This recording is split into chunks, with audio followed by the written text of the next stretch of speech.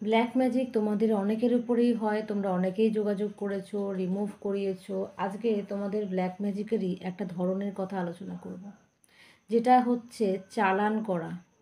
চালান করে তোমার জীবনে নানান রকমের সমস্যা এনে দেওয়া, তোমার জীবনে নানা রকমের বাধা বিপত্তি তৈরি করে দেওয়া। এই জিনিসগুলো কিন্তু করা যায়, করা হয়। এবং এটা তোমাকে তার সামনে যেতে হবে না, তোমাকে তার কাছে যেতে হবে না, তোমাকে কিছু খাওয়াতে হবে না। এমনকি তোমার পেটেও যদি কিছু সে চালান করতে চায়, কোনো ওষুধবাদী যদি চালান করতে চায়, তাহলেও কিন্তু দূর থেকে সেটাকে চালান করে দেওয়া সম্ভব।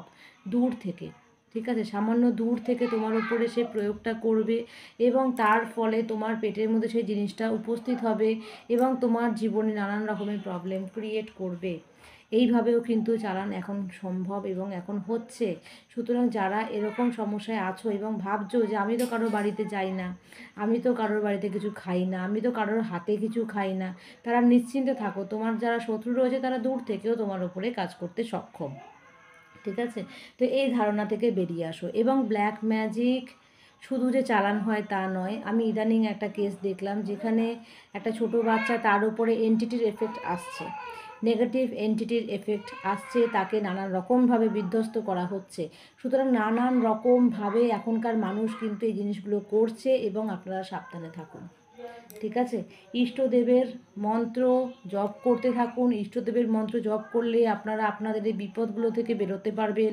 অনেকটা পরিমাণে আপনার অরা স্ট্রং হবে, আপনার এনার্জি বাড়বে। এবং বেশি পরিমাণে জল খান। জল প্রচণ্ড পরিমাণে ইম্পর্টেন্ট। আর আপনি যখন জপ করছেন তখন অবশ্যই সেই জপের সামনে একটা কাঁচের গ্লাসে করে জল রাখুন এবং সেই গ্লাসের জলটা জপ শেষ করে ধ্যান করে হয়ে গেলে, ঠিক আছে, অবশ্যই জপের পরে ধ্যান করবেন। মিনিমাম 10 থেকে 15 মিনিট ধ্যান করুন, খুব কম করে। বেশি করতে পারলে আরও ভালো। ঠিক আছে, এটা হয়ে যাওয়ার পরে ওই জলটা অবশ্যই নিজে গ্রহণ করবেন, মানে নিজে খাবেন। দেখবেন তাতে সেই মন্ত্রের এফেক্ট অনেক বেশি পাবে। ধন্যবাদ।